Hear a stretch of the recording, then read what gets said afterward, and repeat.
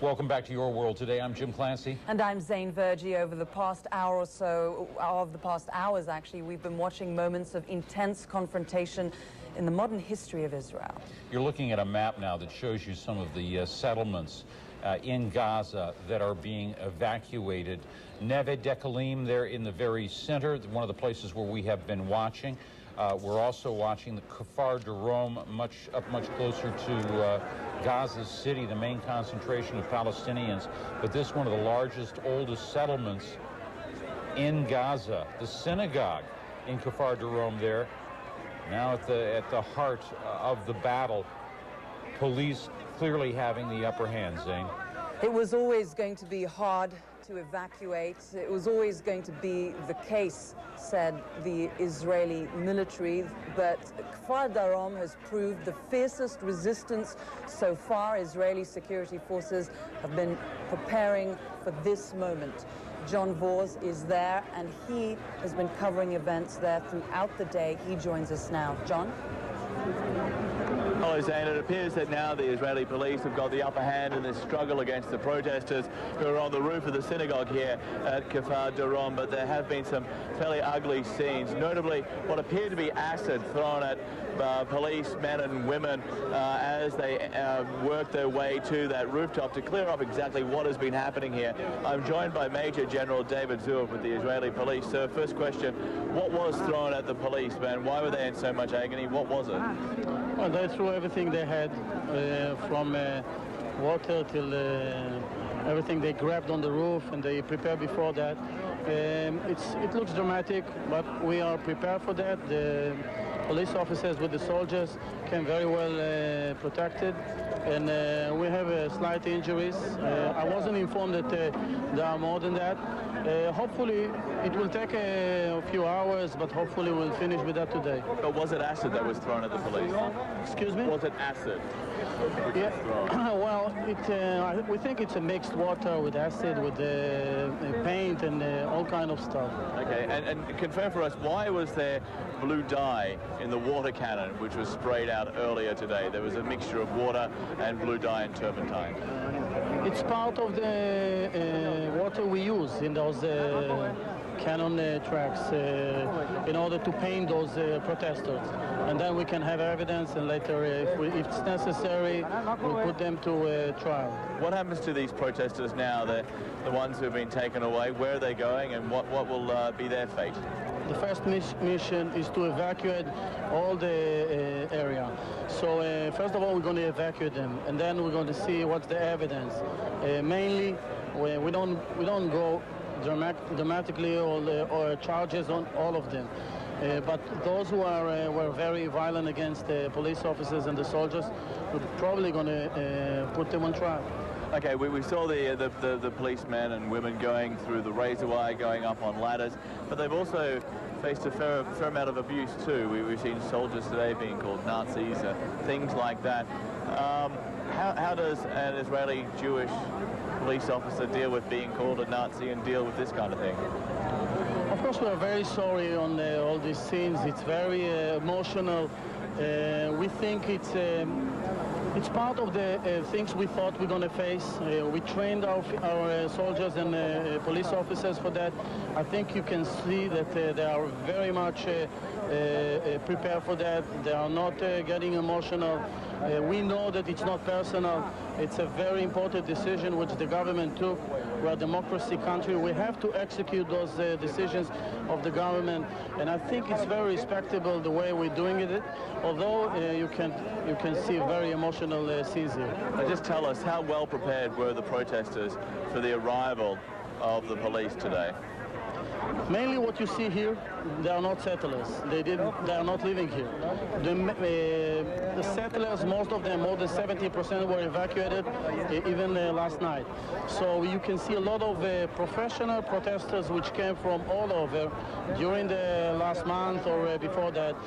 We're talking for a few thousands. And now we're dealing with them here in Neve Dekalim, in Katif, in Shirat Hayam, and other places. And we we feel that they are more aggressive, and we know how to deal with them.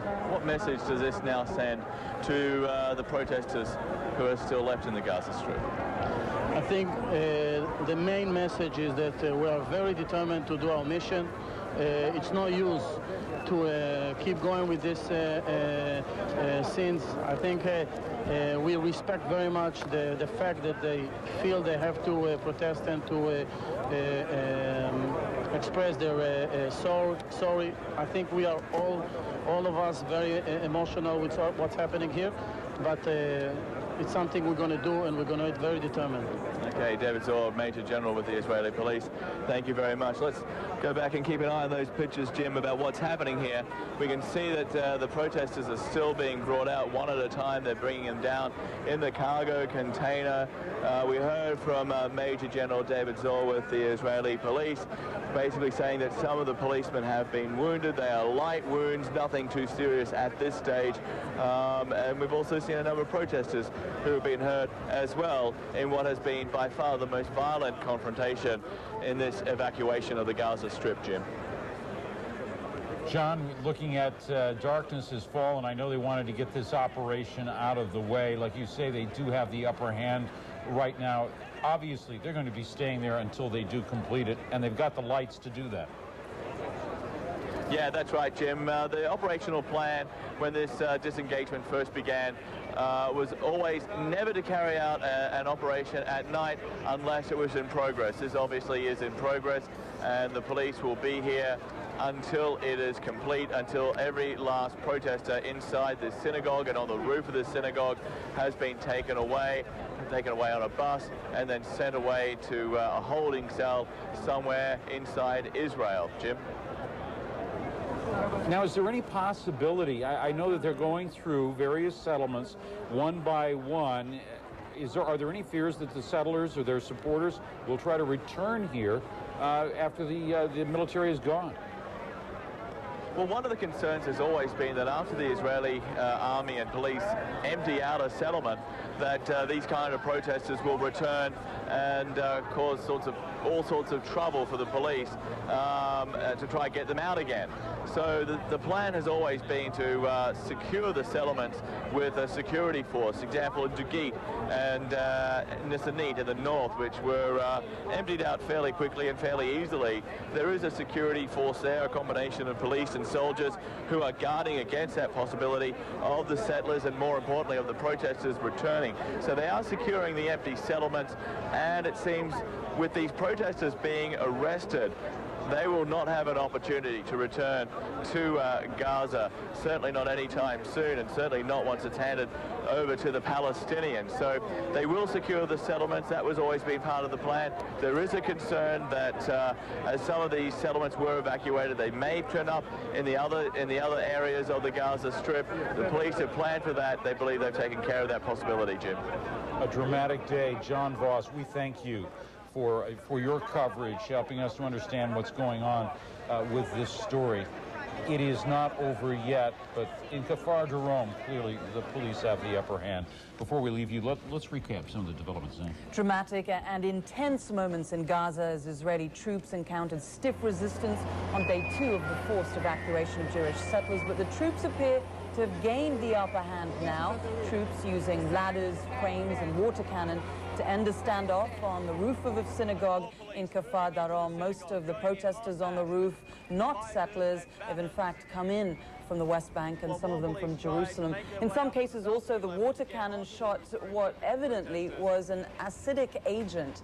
Dozens of protesters barricaded themselves up there behind rolls of barbed wire, refusing to come down. They threw what appeared to be water and dirt at the soldiers as they climbed the ladders and cut the razor wire to reach the roof.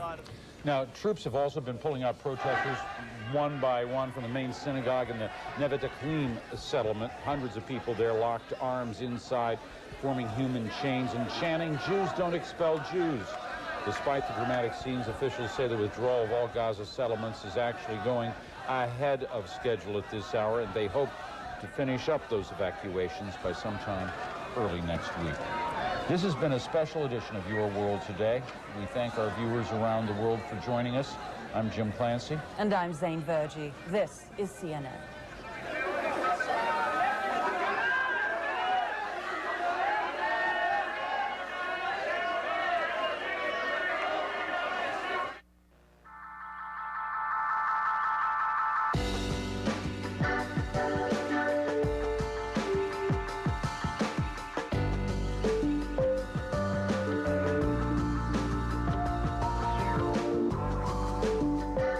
We need to focus on the small details in order to appreciate the broad perspective. To help you understand our world better, Insight looks at its people and its issues. Political, economic, social.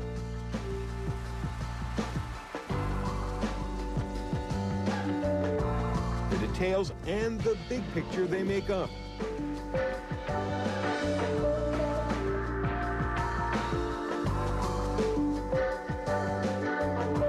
Insight, for the story within the story, only on CNN.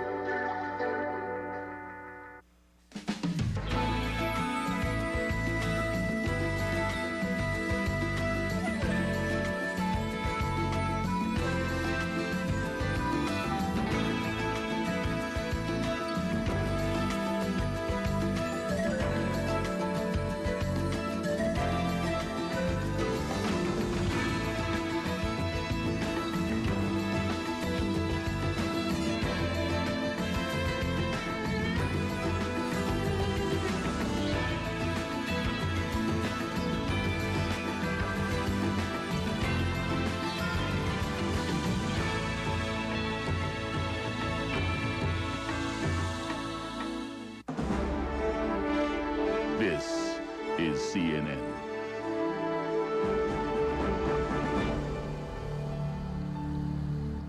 Saddam Hussein now has weapons of mass destruction. It was the major argument for war in Iraq. Sunday on CNN. At risk, America's credibility.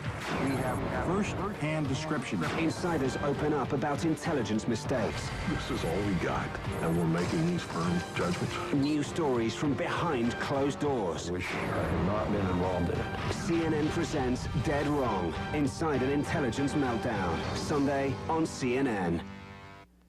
Coming in September on CNN, as India charges into the 21st century, who benefits and who gets cast aside? Plus, CNN connects on the delicate balance with Pakistan.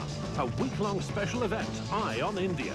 Then, an early election, controversial reforms. How will the ballots add up when Germany votes? And 60 years at the UN. World leaders discuss lessons learned and the rough road ahead. In September, stay connected. Stay with CNN. This is CNN. Israeli troops usher out their own citizens, young and old, as the country moves toward the end of its 38-year occupation of Gaza. Soldiers stormed barricaded religious sites where settlers had refused to budge. One house set on fire in protest reportedly by settlers on this momentous day. It is 8 p.m. in Gaza. I'm Colleen McEdwards. And I'm Michael Holmes. This is Your World Today. Britain, Prime Minister, what a clash between soldiers and police. We're told by a source here.